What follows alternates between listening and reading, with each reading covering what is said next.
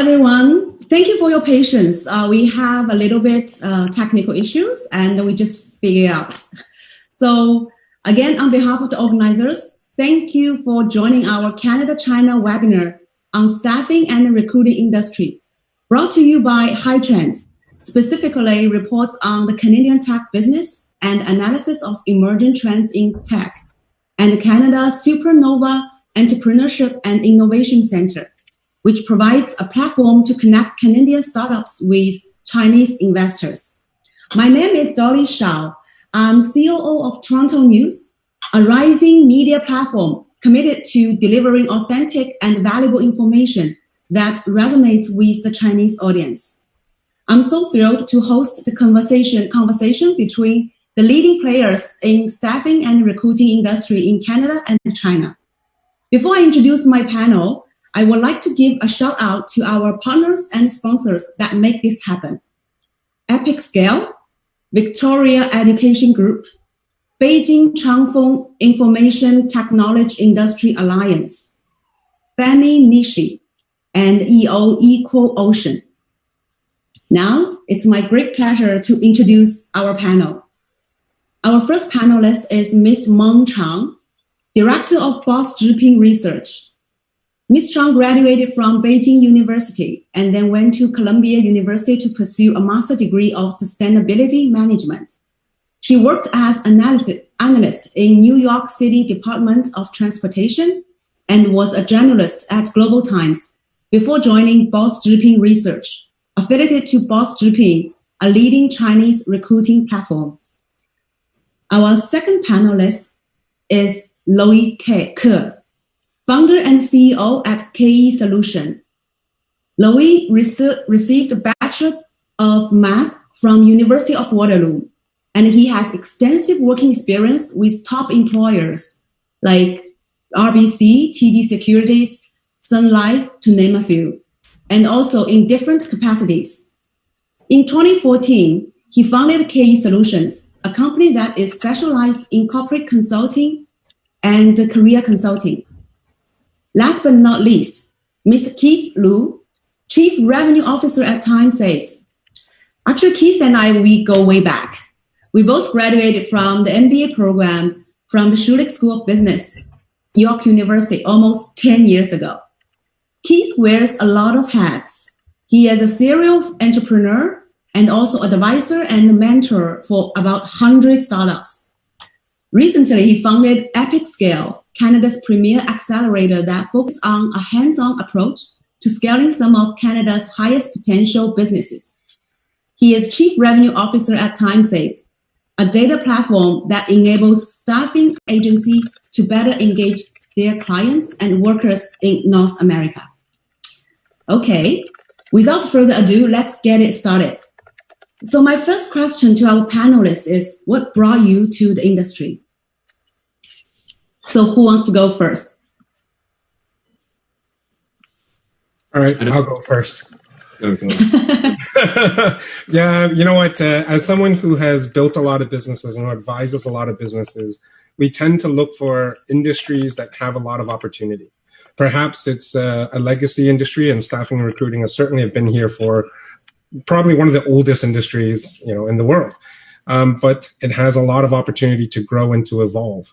And as an example, just in the US alone, the staffing industry is about a $150 billion industry. And globally is a $450 billion industry. And so if you think about opportunity, there's certainly a lot of opportunity here. And there's a lot of opportunity for growth, especially when we're in a world where you're going to have to deal with a pandemic or post-pandemic. Thank you, Luke. Keith, so who wants to go next? Yeah, I can go next. I'm Loui. I know 10 years ago, I started to work in various of industries. So I started in different career. I worked for 26 companies and in different careers such as sales and trading, technology management, consulting, actuarial science, and so on. Then I found very few people really like their job. And I was probably the only one who enjoyed working. Then I started to work as an independent consultant, which I got paid very high, right? And then I achieved a value milestone. And then I'm thinking, what's next? And then at that time, companies reached out to me, and I became a preferred vendor in the same time. So I started to do staffing. So when I sit on both sides, I hire people, and I help companies. And so I'm thinking, how can I help job seekers better? Because every party is helping employers. That's why I started career consulting and made it into an artificial intelligence software to help companies and job seekers to understand each other, and to help HR to understand job seekers and hiring managers to bridge the gap. That's how I got into the industry. Thanks. Cool. Okay. So 2020 is a difficult year. As a leader in the recruiting and staffing industry, what are some changes you have witnessed during the COVID-19? Please use 3 words to describe it. And what are the implications for a post-pandemic world? 3 words. Yeah. All right, Lily, what you got? I can try first. So I think the first word I'm going to say is it's going to be a fluid gigs. So it's a gig economy right now. Mm-hmm. In the COVID, the second word I'm going to describe is decentralized team. So where everyone is going to start remote, intern or right now, like together, right? Third word I would say is lifelong learning. So everyone can learn from any portal, anywhere, and at any time. So I would use these 3 words would be the biggest trend under COVID. Okay, interesting. So gig economy, what's the second word? Essentialized word? Decentralized word, okay. And the lifelong learning. And lifelong learning, yes. Cool. You know, I certainly would agree with a lot of what you're saying, and absolutely agree. I think I'll take a different view on this, just so that I'm not repeating everything you're saying, Lily. I think we're seeing a lot of opportunity. So that would be word number 1. Secondly, we're seeing a lot of transformation. So a lot of companies that need to change now, or they're not going to be here tomorrow. Right. And third, we're seeing speed. Because, before people used to move at the speed of business, which could be fast or slow, but now everybody needs to move fast. I strongly agree. Keith, I know I saw an image, right? Who transformed digitalization? Is it CEO? Is it CTO or COVID-19? Yeah. That's a great one. Digital transformation. Yeah. Yes. Because when I work with a few clients, a lot of them, especially based in Canada, they are not that tech savvy, especially for like local small business. They rely heavily on, brick and mortar. But now they realize you have to have online presence. So I guess this, like something comes out of this COVID-19 is a lesson we should learn, like to be more swift, to be more digital savvy. So how about Ms. Chang, your perspective on this? Can you guys hear me properly right now? Yes. Beautiful. Okay. Go. Hey, I'm sorry, Dolly. Can you repeat the question, please? Yes. I literally just passed in like. Okay, no problem. So my question is, as a leader in the recruiting industry, what are some changes you have witnessed during the COVID-19? Please use 3 words to describe it. So 3 words. Yes. So Okay. Louis used the gig economy, decentralized work, and the lifelong learning.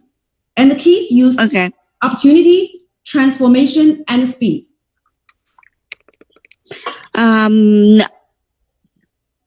I think for the China market, my 3 keywords would be first, lifelong learning. That would be the same. Yep. Yes. Why would I choose this word is basically because we've witnessed I would like to say a huge change in the Chinese job market right now. Basically because we can see a obvious and significant change in the requirements in the job postings. So we can see almost like a 20 to 25% increase in the job postings that are requiring a higher degree. Mm-hmm.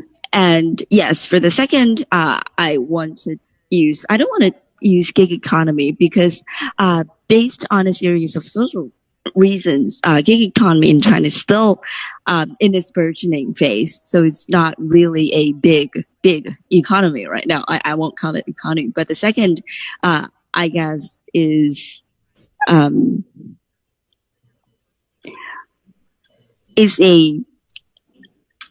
talent advanced market.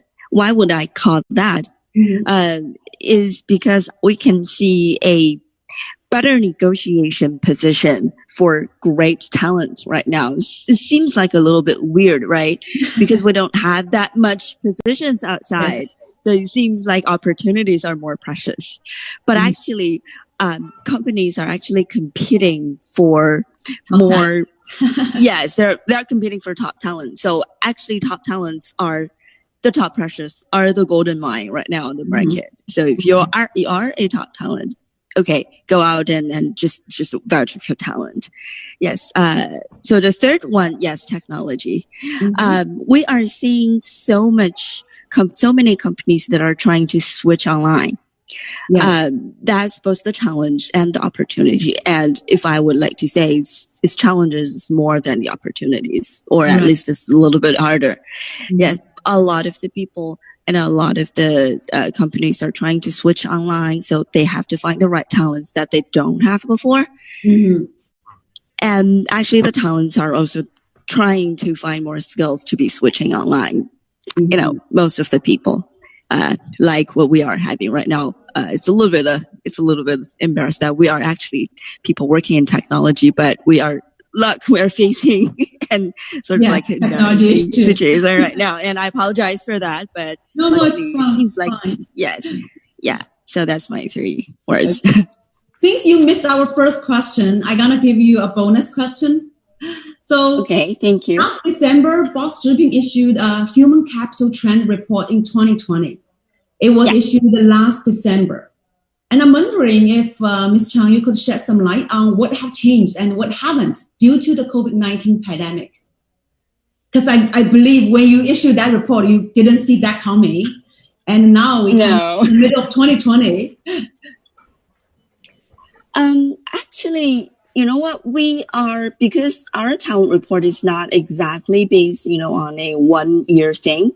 Mm-hmm. So actually each year's report, we are, sort of like we want to picture for the future, like a 3 to 5 year, blueprint for the next few years. So, I think there are, specifically 2 trends, the first and the last.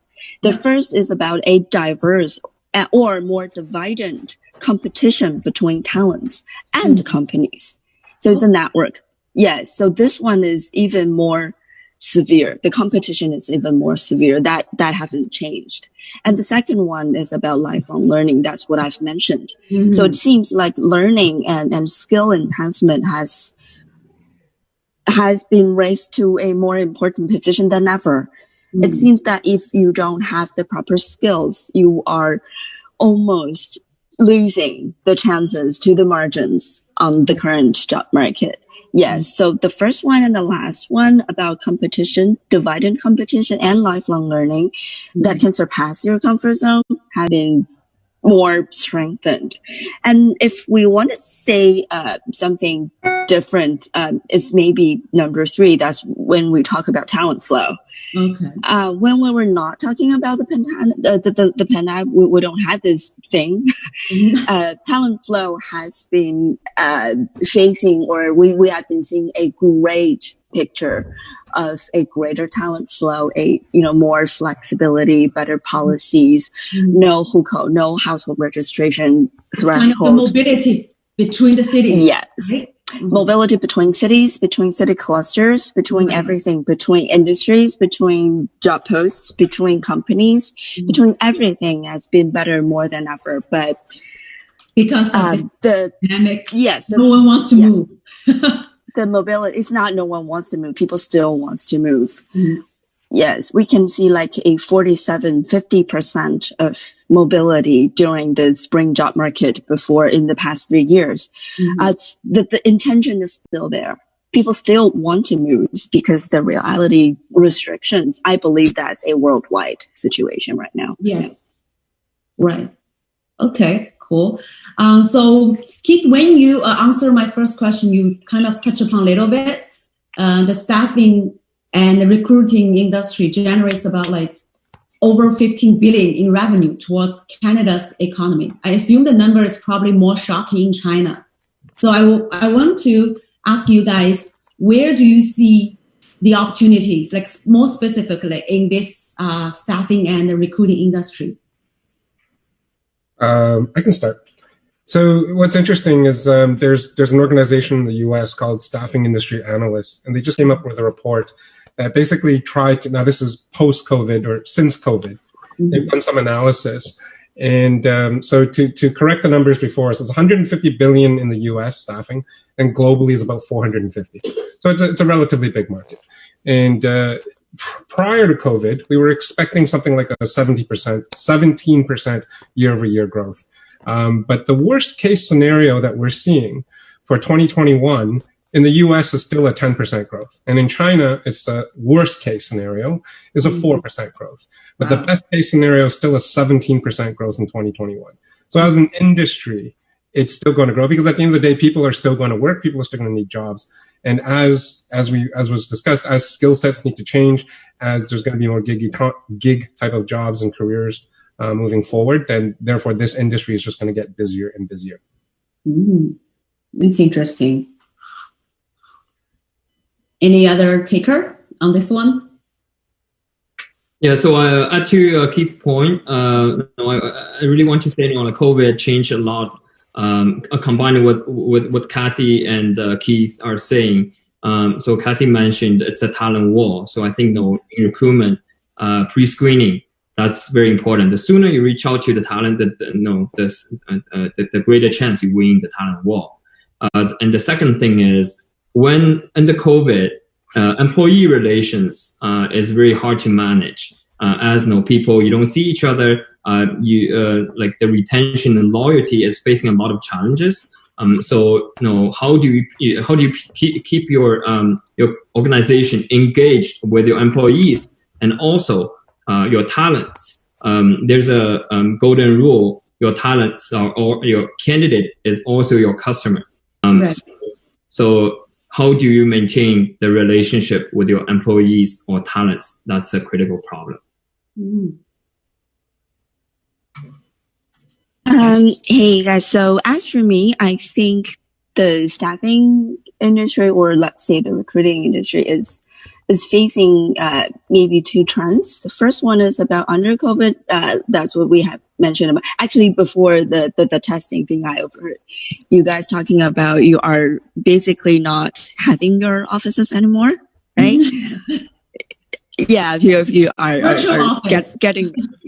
getting rid of your offices. So actually, we were talking about this new trends about organization network analysis. This is called ONA. So it's about the information network in your organization, about identifying who the people are, the information knots in the organization. So it's about the structure and information flow and organization cooperation between people. So it's actually an analysis about information people. So that's a little bit more difficult under this cloud, officing thing. Because even when people are interacting offline, we are having a little bit of problems receiving and sharing information. So when we all move that online, the organization becoming more loose, that would be a problem for a lot of the organizations that are not that tight enough already. So the second one is maybe, let's say, we are finding employers concentrating more on the accuracy of the candidates that are posting to them. Either by a headhunter, by a online job markets, by staffing agencies, by everything. they are more caring about accuracy. They don't want to spend much more extra cost on the searching process. Yes, so cost per hire may be higher, but they want, more accurate candidates just channeled to them. Right. They want to save the energies in just filtering, that information. It's kind of nice gateway to my next group of questions. So we all know technology plays a key role in our daily life, but how exactly do we apply technology in recruiting now, and what we could do with technology in future? So I can start. So we are an innovator in the resume screening and job screening field. So we have a product, Jobster.io. So it's an accurate and fast, transparent, bias-free recruitment platform. It can be used by employers, talents, headhunters. So right now we are working with a few mid-sized to large-sized organizations to filter resumes. So we integrate with their ATS. So what this software does is it's screening people's skill set and knowledge. So in recruiting, there's skills, knowledge, and abilities. So our technology focuses on skills and knowledge screening and leave the ability or personality to the human recruiter. So we applied NLP and machine learning. So in using this technology, we are able to analyze 1,000 resumes in 10 seconds. So that's, we screen every resume, we don't miss anyone. And that's a transparent process. Job seekers can see the matching score, vice versa. Just to be clear, so when you mean like 1,000 resume can be analyzed in 10 seconds, you use technology to crawl the data to get those keywords, right, from the resume? Yeah, so we actually have a career consulting practice. So we have a guaranteed results, guaranteed dream offer, and then we use these success data. We collect all the success data. We help over 6,000 people, and so we use these data. What are the resumes linked to the job description they got in the interview? What are the resumes linked to the job offers? And then we add different weight between skill set. Keyword search is no longer it's no longer competitive. So we use a concept-based search. Sorry, can you say again? What based search? Use a concept-based search. Concept-based search. So, for example, in technology, there's C++ and Java. When you use keyword search, you can search one word at a time, but we can tell what are the weight between two skill set. So when we receive a job description, we're able to quickly understand 10 or 15 skills appeared in the resume and the relationship between the skill set. Give a weighted calculation score.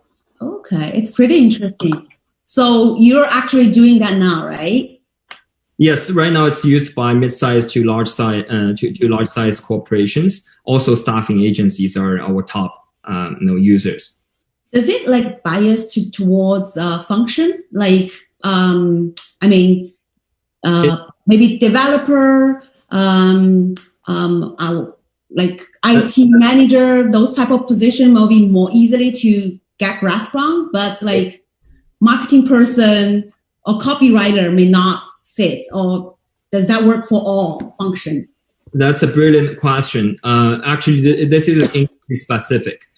Our training data set, it relies on the training data set, like the machine, the algorithm doesn't matter much, but like the data is the core. So our data is more towards tech and analytical positions. We also help marketing, HR, accounting, finance as well. But if you say, like what TimeSaved is helping with customer service or different industries, we may not have the data set. Soft skill oriented, like a sales role, it really depends on the personality and cultural fit. Okay, that's very interesting. And Keith? You know what? So your question is, how does technology leverage within our current industry now? Yeah. So it's interesting. If we look at the industry as a whole, we can say actually it's not just this industry. Yeah. If you look at across every industry, the holy grail that every industry is trying to go after is understanding their core user. It's in the technical world, it's called Customer 360. In the staffing world, we call it Staffing 360. Yeah. But the whole point of it is, and to what Loie was saying, it's not just matching keywords. It's not just matching words at all. It's really finding the best job for the best person at the best time for the best company, working with the right people in the right environment in the right location, right? Yeah. There's a lot of different things that come together. And the first company to really do this was Amazon. The second to do it was Facebook. But since then, every major company in the world has been focused on this. Yeah, like Taobao. Right? In the past 3 years, my team did it for 9 of the world's largest 15 banks. And so every organization wants to do this because the more I understand you, the more I can deliver value to you, yes, and your constituents. And so if you apply it to the recruiting or staffing world, it's no different. Me as a job seeker, I want the best fit for me as a job. And if I find that best fit, I will perform better. And if you turn it the other way around from the employer's perspective, they want the same thing, right? And so this is the holy grail in terms of what every company wants to do. And so I would say understanding the user. And, there's a plethora of different technologies that you can do it, that you can use to do it. But most companies focus on, the Facebook model, the Amazon model, and there's a few models that you can do that with. That's interesting. So, Kathy, you work at BOSS直聘Research. So I bet your life deal with technology, data, and how does that apply in your business? Okay, so actually, BOSS直聘is one of the largest, or the largest online recruiting marketplace right now in China. So actually, technology is sort of like the essence of our platform. So we started day one using algorithms instead of keyword search. Yeah. So we only have keyword search as a function there, but not a basic function. So everything you see on the platform, either from an employer, from a job description or a profile or whatever, the listings and feeds are pushed to you by the algorithms within milliseconds. It's basically a time series that you cannot feel. So we are using a combination of algorithms that are the most complicated in the industry right now, I believe. So basically, whatever cutting edge recommendation algorithm that are out there and you can think of, we use it. So the problem and difficulties for applying those recommendation algorithm in our industry is basically we are doing a recommendation game between two human beings. That's actually the most difficult. So just now, people are, we're talking about, okay, the first one let's comparing to Facebook, to Taobao, to ByteDance, to Twitter, to everyone. Recommendation between people are so difficult in the case because we have intentions. We have brains. So between, the e-commerce marketplace, the algorithms is basically between you and the merchandise. So if you buy a shoe, a pair of shoes, and they will, the algorithm will recommend you a different pair of shoes that they think are fit for you, and the shoes won't reject you. They won't say, okay, you are too ugly to wear me, right? Nothing will happen. So does information recommendation and everything.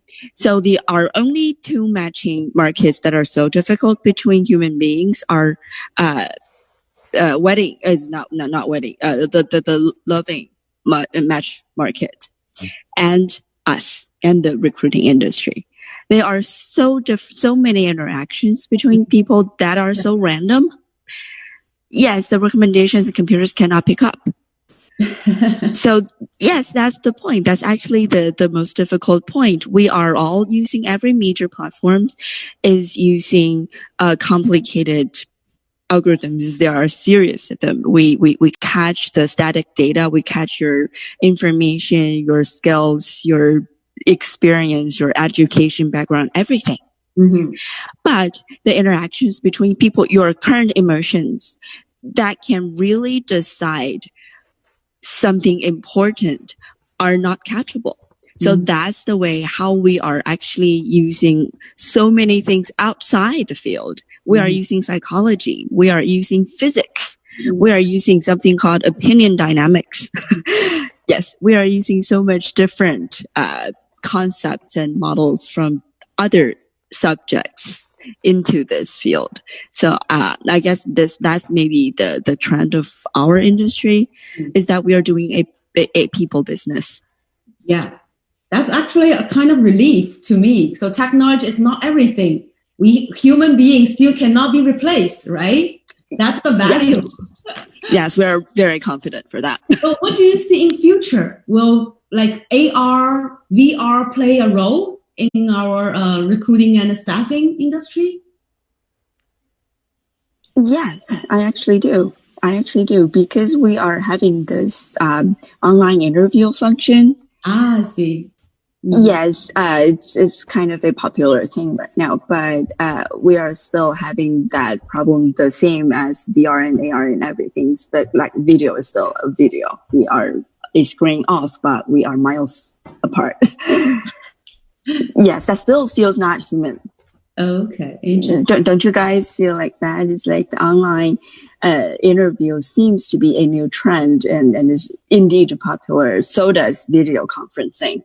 But people are still not face to face. It's different. It's right. So different. We are doing so many questionnaires and surveys among our users and our customers. People are thinking and playing about the same thing. Mm-hmm. It looks okay, but when you think about it, it's not okay. So if you are hiring important positions, online conferencing just simply doesn't do. Mm-hmm. That's an interesting point. Yeah, just add to Kathy's point, like right now in HR, there are, on average, every company has 13 HR software to manage different functions, right? Compensation or recruiting or employee relations, learning management. And every part has a lot of role to play, like screening resumes, interview, emotional intelligence or surveys, personality traits. We do see a lot of big players. I also want to add, the biggest challenge is there's no one company can build an all-in-one. That's the challenge for HR. Like Workday would be kind of the biggest player in the market, or Oracle or SAP. But every company is working hard in different modules. That's interesting. Okay, let me switch the gears a little bit. I have a question for Keith. So I was browsing City of Markham website. I noticed the government lists a few local business that are innovating, and TimeSaved is one of them. Can you tell us a bit more? Yeah, I mean, it's the mayor of Markham. Markham, for those of you in China, I believe I've lived in Markham for 30-something years now, but I think it's the highest density of Chinese people outside of China, which is pretty cool. So for those of you who haven't been here. So the mayor of Markham actually added us to their website recently for the innovations that we have done. But really, it's because of the contribution we've been doing since the pandemic. Okay. A lot of our clients, as I mentioned earlier, transformation is something that is happening. And so, as Loie has indicated, there's a lot of different technologies and different platforms in the staffing and recruitment world that every company just needs. And so when the company is going through times of trouble or change, what are those things that can go and help them? And so it turns out that we've been fortunate that our platform has helped quite a few of our clients adapt during this time.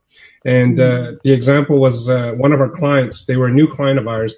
They were probably about a $16 or $20 million US business, and they lost 90% of their business. Wow. That's a very big hit. And so they reached out to us and asked what we can. In what industry? Do you mind if I ask? So they are in light industrial staffing. So think about factories, warehouses, things like that, right? So that's what they do. They do staffing for that type of industry. And so they reached out to us and asked us what we can do to help. And so they leveraged our technology, our platform, to help them pivot into healthcare. And within 1 month, they turned their business into a $40 million business. Wow, that's impressive. Yeah, I mean, how did you do that? And again, as I mentioned, it's speed, right? How quickly can we, and we've all talked about this, it's understanding the candidates, understanding the end clients, making the match, making sure that they can work better. But we were able to do that for them within 1 month. And so they were so happy. They created a video for us on their iPhone and they sent it to us and said, put it on your website. So we put it on our website. And I guess the city of Markham was really happy about that. And so they reached out to us and said, hey, can we talk about how we can work together? Okay. So that was a pretty exciting moment for us. Nice. So for Kathy and Louis, do you have some like certain clients? I guess most of clients suffered a lot during the COVID-19. And do you have any special solution to help them tackle this difficult times? Or are they just put on hold and wait all this go over?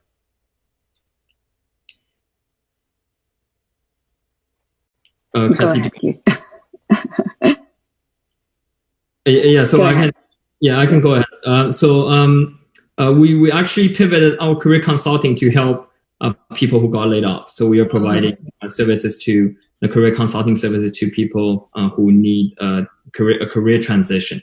On the software side, actually, what are the busiest or most challenging industry? It's healthcare and retail and distribution.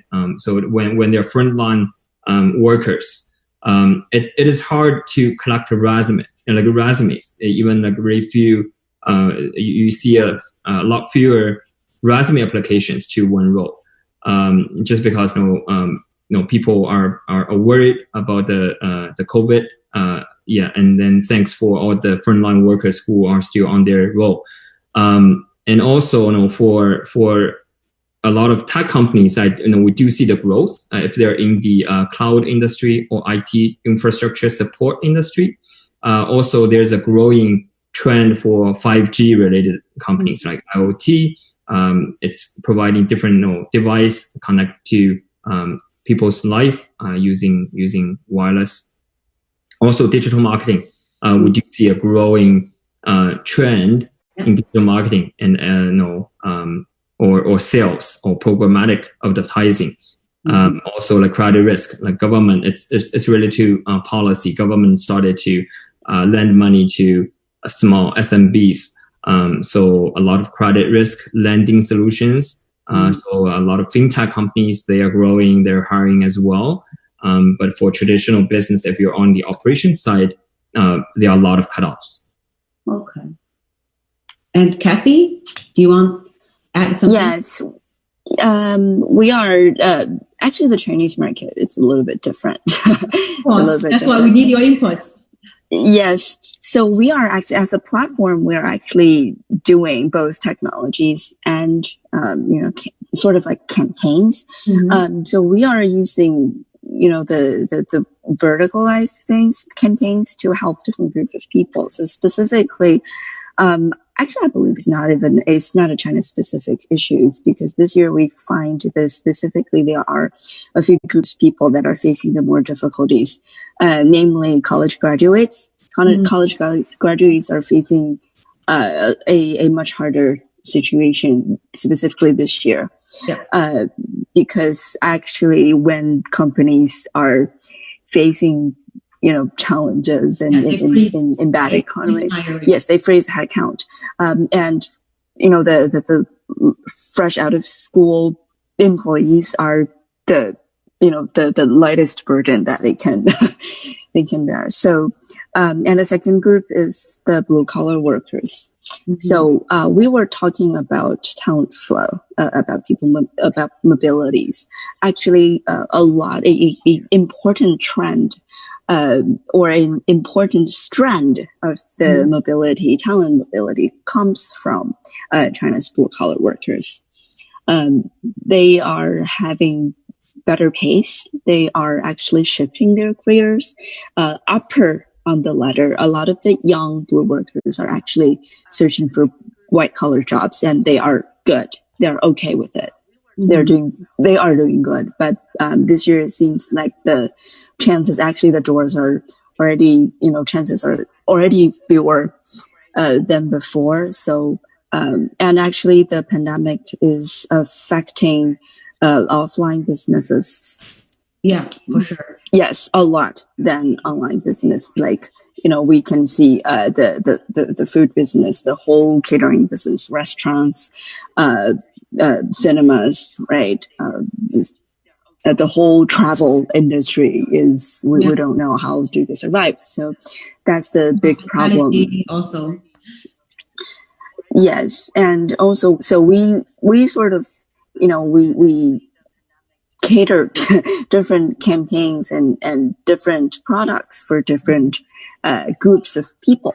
Mm. And of course, we are having so much government policies aiding these people as well. For example, small SMEs, small and middle-sized enterprises are receiving nationwide tax reductions. Mm-hmm. So tax breaks are applied basically to 100% of the SMEs currently, all the way through the end of this year. Yeah. Okay. Yes. That's actually pretty helpful. Yeah. And yes, we are also seeing chances. Actually, we are seeing some new chances. So we are seeing new chances in bigger companies are opening new jobs even than before, but in the new industries.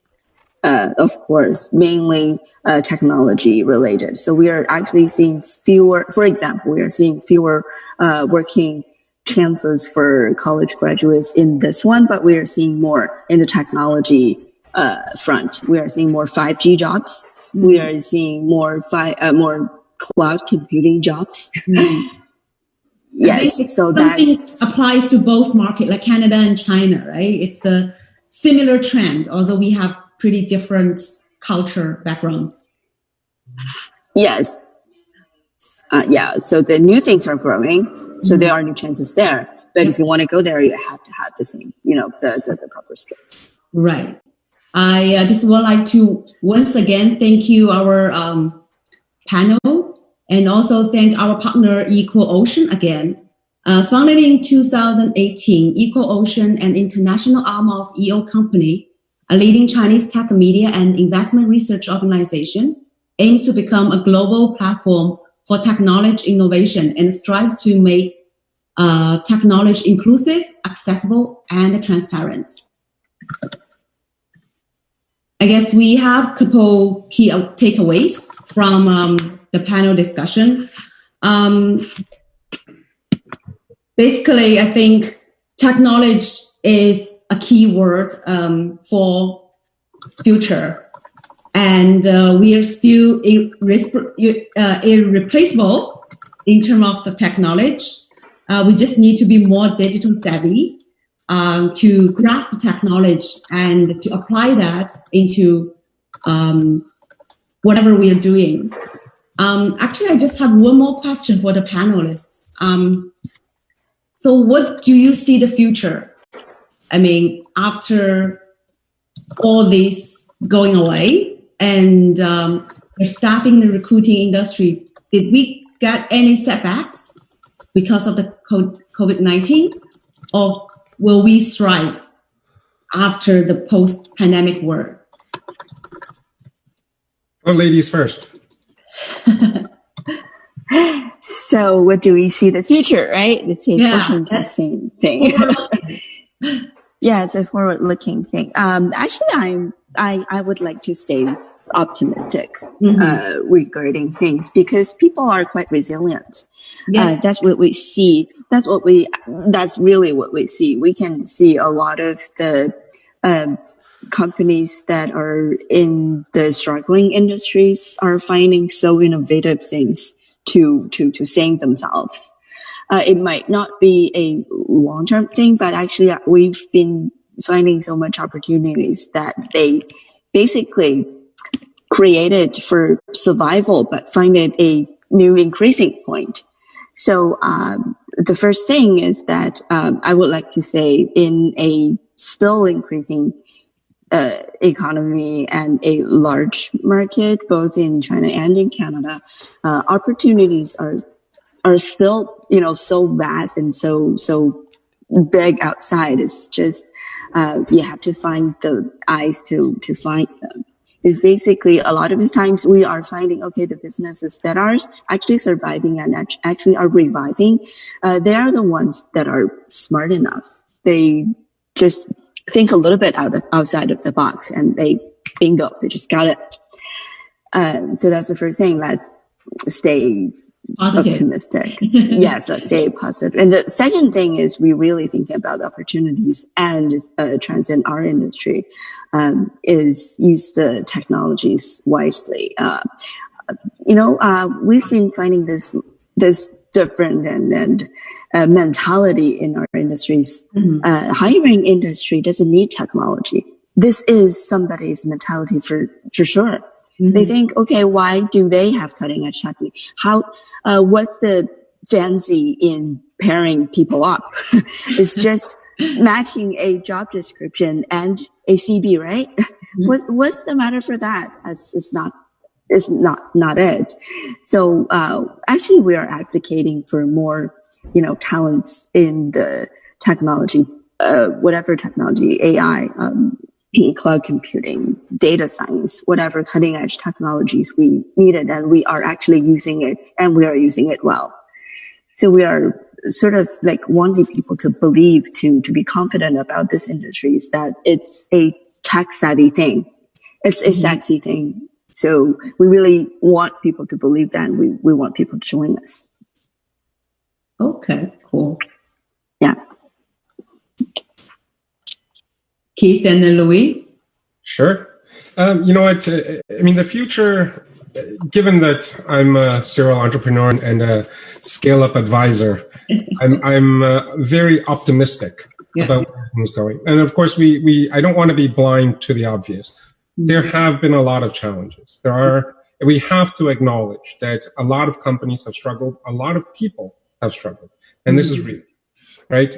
With that said, Winston Churchill once said, don't waste a good crisis. And we are probably at one of the worst crises we've ever had, at least globally.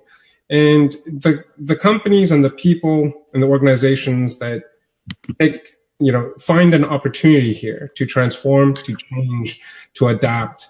Of course, we're all technology companies. So with leveraging technology, there is opportunity to really grow and scale.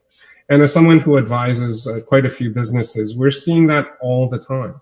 Right now, right? A lot of companies are changing and adapting and are growing and booming. And I think the one thing about technology I'd like to stress is that it's not about the future. It's about now. Right. Because if you think about adapting that technology for the future, you're already too late. Yes. I worked at Microsoft. Right. Yeah, right. I went to Microsoft in 2012. And in 2012, cloud was already seen as yesterday's technology. Right?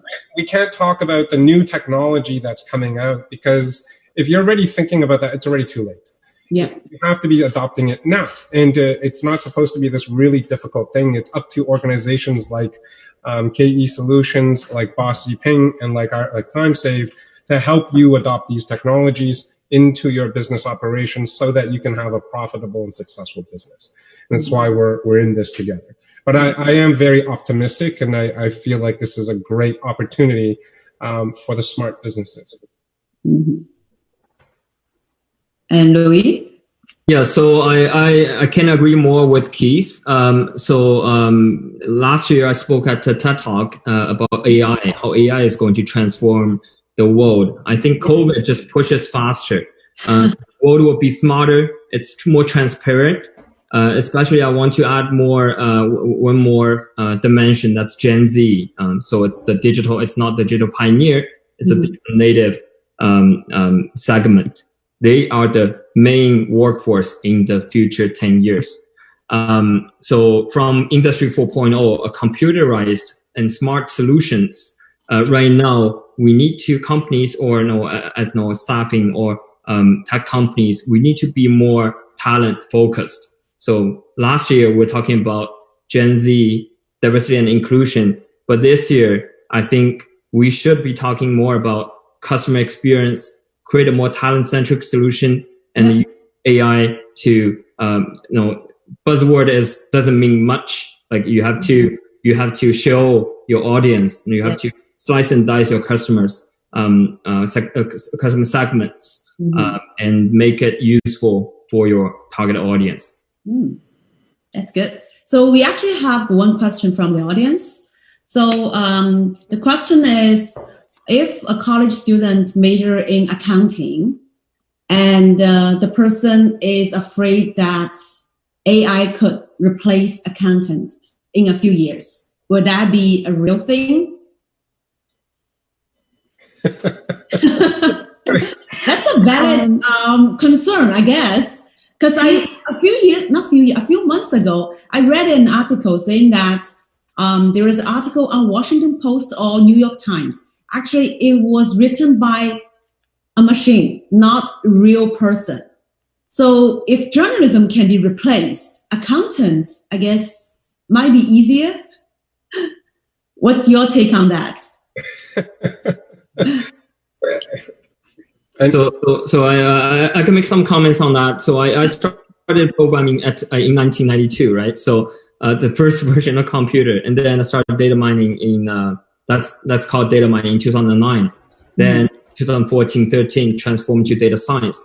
So data science is nothing smarter than people. It's just utilizing AI to transform industry leader or opinion leaders' idea or SMEs skill set to educate more people in a faster way. So AI is just like a human. Like it's just like a super intelligent person to help people, but it's never going to win. So to keep yourself competitive, I think the biggest thing machine can't replace is your passion. So you have to find the intersection of what you're good at, what the world needs, what you can be paid for, and what you truly love, right? And then you can't be replaced. And all the AI will keep learning. You will keep learning, Keith. We'll learn from Keith and Kathy and all the industry leaders, and to keep them motivated. Thank you. That's a good answer. So actually, I have some comments about that as well. Actually, we've been imagining last year we had this little wild guess about what the jobs will be. The most popular jobs will be in 2050 instead of 2015. Yeah, it's like 30 years later. Basically, everything will be changed. We will see at least one time of our current positions or current jobs vanish in our career. I believe that's true, but not true at the same time. It's because accounting is, if you let me say, accounting is a skill rather than a job. But you can benefit so much. You can benefit a certain percentage from accounting this as a skill, as a job itself, but certainly don't make such a skill-centric job your career. I guess that's pretty much the same mentality for all the jobs that are so specifically centered in a single or a specific combination of a set of skills. That's the major thing for basically everyone. So that's why we are talking about the keyword thing. Back to the first question. The first one I proposed is lifelong learning. For now, the foreseeable future. For the foreseeable future, machines cannot learn. It may be seemed like a complicated problem solver, but in reality, it's not yet. So people have empathy, people have emotions, people have creativity, people have interpersonal communication skills, people have everything because we are human, right? So don't forget your people skills. Yeah. Right. I think that's basically the root. That's basically the root. It's crazy you said about the people skills. As you can imagine, I went to Waterloo for engineering because I'm I'm Chinese and I wanted to get a great job. And then when I told my parents I'm going to do an English degree after, they kind of freaked out because what are you going to do with an English degree? And so if you can think about it, it might seem like the most useless. I majored in literature. Yeah, right. So there for undergrad. Yes. And so it might seem like it's useless, but it's not so much. Accounting is a skill, just like English and literature and writing is a skill. Yeah. And you're going to leverage these skills to build your career. And I think I'll give you a tangible example. About 5 years ago, I was trying to hire 1,000 cloud architects around the world for our team. 1,000. And we had no budget limit to how much we can pay for this person. So if you came and you said, hey, I'm the best cloud architect in the world and I want $600,000 US, my question is when can you start? Right? So even with that, there were only 600 of them that we can find. And so, but that means the year beforehand, there were none. But these cloud architects weren't just born overnight.